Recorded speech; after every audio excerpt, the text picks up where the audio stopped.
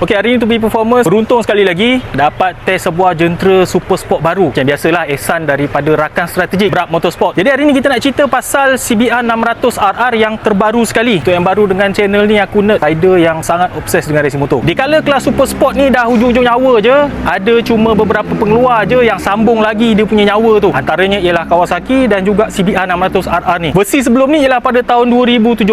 Lepas tu sebenarnya dah ada dah yang baru sama sebiji macam ni, cuma dia launch dekat tahun 2021. Tapi specialnya dia cuma launch dekat Jepun dan juga Asia. Dia tak launch dekat negara-negara kesatuan Europe. Sebabnya macam biasalah Euro 5 yang sangat strict. Jadi lepas buat kira-kira, mungkin Honda rasa tak berbaloi untuk cuba comply dengan Euro 5 dan cuba pasarkan motor ni dekat pasaran Europe. Cuma pada tahun 2024 kita tengok pattern market sekarang ni, ada lagi banyak budak-budak muda yang cuba masuk ke dalam dunia performance riding. Oleh kerana nampak persaingan tu macam sikit, cuma Kawasaki dan beberapa pengeluar je yang update di orang punya kelas super sport. Honda buat keputusan untuk cuba comply dengan Euro 5 dan launch jentera ni pada tahun 2024. Jadi apa yang baru pada jentera ni, ataupun nama kod dia PC40, daripada jentera sebelumnya pada tahun 2017. Walaupun enjinnya nampak sama, tapi sebenarnya dia ialah dua versi jentera super sport yang berlainan. Bagi contohnya, untuk enjin dia punya throttle body sekarang ni bersaiz 44mm. Lepas tu dia punya cooling system pun diubah sikit untuk lebih hampir kepada kawasan-kawasan yang panas dalam enjin. Jadi secara automatik dia punya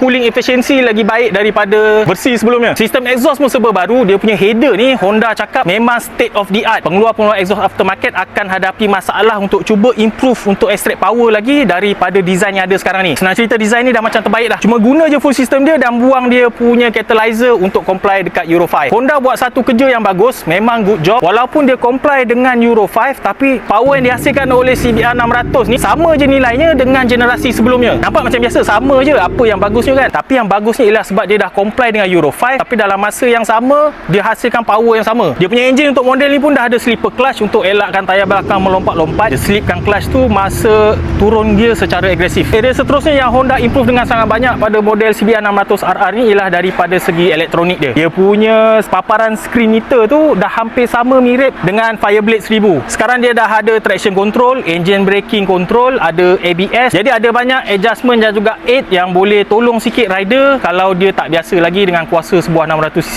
Seterusnya chassis dia pun telah dipertingkatkan daripada segi berat. Swing arm dia je dah lebih ringan 150 gram. Secara totalnya daripada semua sebiji motor ni, dia dapat save lebih kurang 6 ke 7 kg daripada model 2017. Bukan saja ringan, tapi dia punya chassis tu dia tune supaya ada sedikit flexibility lebih kepada rider, supaya rider dapat lebih feedback untuk dia judge berapa banyak grip yang dia ada. Dan seperti yang kita nampak daripada segi fizikalnya, dia punya aerodynamics pun jauh berbeza daripada model 2017. Kita dah nampak dia lebih smooth, dia punya lengkungan-lengkungan tu dicampur dengan winglet kecil dekat bahagian depan. Dan Honda kata dia design aerodinamik ni kali ni dengan mengambil kira rider sekali sebagai satu entiti sebiji dengan motor. Dari segi power delivery dia, motor CBR 600RR ni terasa selagi sikit dekat dia punya RPM rendah dan RPM tengah dalam bentuk standard macam ni dengan exhaust standard. Sebabnya dia nak comply dengan Euro 5, tapi atas 10,000 sampailah lebih kurang limiter 15,000 RPM, dia ada power yang cukup untuk rider nak.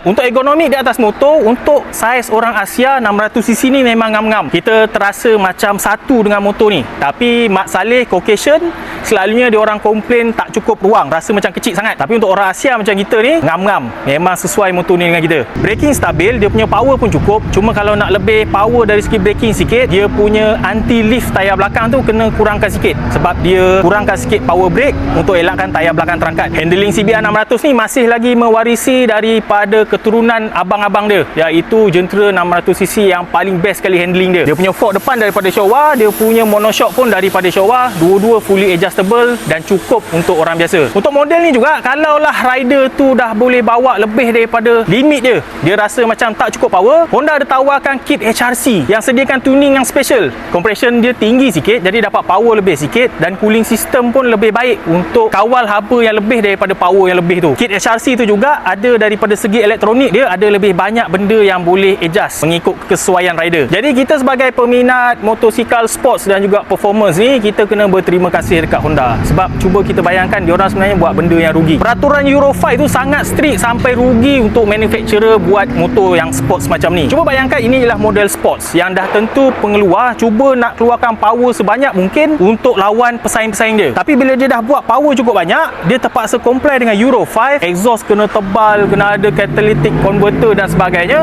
power dia turun balik. Sebab itulah diorang tumpukan dekat kelas 1000cc. Yamaha awal-awal lagi dah surrender, kelas-kelas sports diorang macam R1 dan juga R6 cuma boleh dijual untuk kegunaan race. Untuk kegunaan jalan biasa, diorang jual R9 dan juga R7 yang lebih mesra pengguna. Jadi kalaulah ada yang kat luar sana masih lagi nak consider kelas-kelas 600cc, kelas 1000cc selalunya power banyak sangat. Kita susah nak enjoy, nak gunakan power tu sampai habis. 250 pula, kalau dah lama bawa akan rasa macam dah sampai limit, rasa macam nak pergi lagi laju. 600cc ni ialah pilihan yang terbaik. Jadi terima kasih kepada Brab Motorsports macam biasa bagi peluang untuk aku test CBR 600RR ni. Ini peluang yang susah nak buat. Kalau dekat overseas, media senang je terdedah kepada test ride jentera-jentera baru. Tapi dekat Malaysia ni kita terpaksa harapkan private macam ni.